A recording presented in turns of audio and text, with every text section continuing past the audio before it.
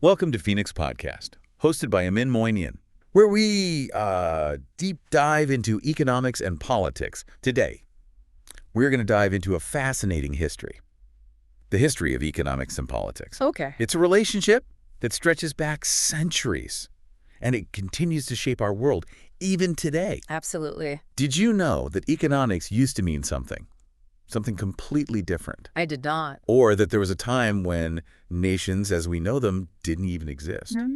So let's start with the political economy. Yeah. It sounds so formal, It does, yes. almost archaic. Yeah. What did it originally mean? Well, the roots of the term are actually quite practical. Okay. Economics comes from the Greek word for managing a household, while politics refer to managing the city-state, put them together, and political economy aimed to understand the creation and distribution of wealth, both at the household and the societal level. So back then, it was all about kind of keeping things running smoothly, Right. both at home and in the public sphere. But how did we get from managing households to the complex economic theories we grapple with today? A major turning point came with Adam Smith, who's often considered the father of modern economics. He made a radical proposition. Okay. The creation and distribution of wealth wasn't simply a matter of divine will or government decree. It was a distinct sphere of human activity, with its own internal logic and rules. Now that's a huge shift. How did that idea challenge the existing power structures? I mean, did people readily accept this separation of economics from, say, the influence of the church? It was certainly a departure from traditional thinking. Smith's ideas emerged during a period of profound political change. The Treaty of Westphalia, signed just a few decades before his seminal work, The Wealth of Nations, had formalized the concept of the nation-state, creating a new political landscape. Smith sought to understand how wealth was created within this emerging order, and his invisible hand theory. The idea that individual self-interest guided by market forces could unintentionally benefit society as a whole was revolutionary. It implied that government intervention wasn't always necessary or even desirable. So in a way, Smith was mapping out the economic dynamics of this new world order. Exactly. But was he the only one exploring these ideas? Not at all. Thinkers like David Ricardo, Friedrich List, and perhaps most famously Karl Marx continued to develop the field of political economy. Even Marx's critique of capitalism was deeply rooted in political economy. His magnum opus is literally titled Capital, a critique of political economy. Each of these thinkers built upon, challenged, and expanded upon Smith's initial framework. Right, and it's amazing how this field that began with managing households expanded to encompass these grand critiques of capitalism and global trade.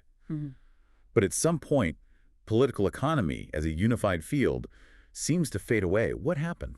You're right. By the late 19th century, political economy began to splinter into more specialized disciplines. We saw the rise of distinct fields like sociology, political science, and economics as we know it today.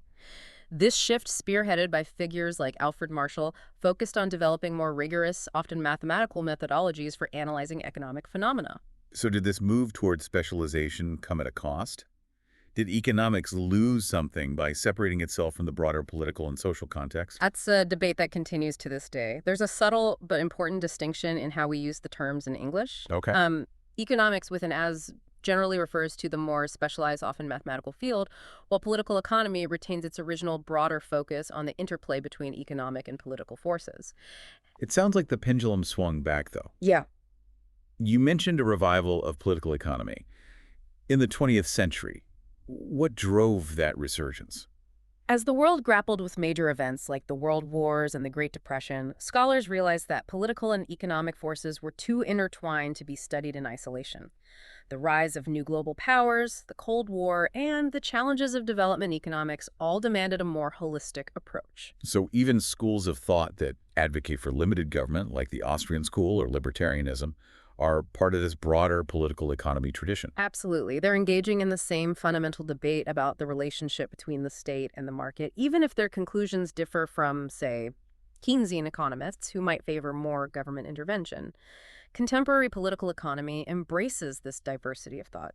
It recognizes that there are multiple perspectives on how politics and economics shape each other. So the key takeaway here is that every economic decision, from how we tax to how we regulate, has political implications. Yes. To truly understand the world, we need to be able to connect those dots. Precisely. Whether it's a trade war, environmental regulations, or social welfare programs, We're constantly making choices that blend economic and political considerations. It sounds like understanding political economy isn't just an academic exercise, then.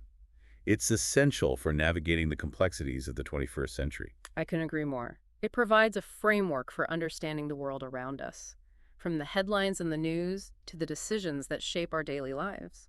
We've covered a lot of ground today, from managing ancient households to grappling with global economic forces. We have. It's incredible how much the field of political economy has evolved, yet the fundamental questions remain relevant. It's a testament to the enduring power of these ideas. And on that note, I leave you with this thought-provoking question. In a world of increasing globalization and technological disruption, where do the lines between economics and politics blur? How can understanding their historical and current relationship empower you to navigate the challenges and opportunities of this new era? Thank you for joining us on this deep dive into political economy on Phoenix Podcast.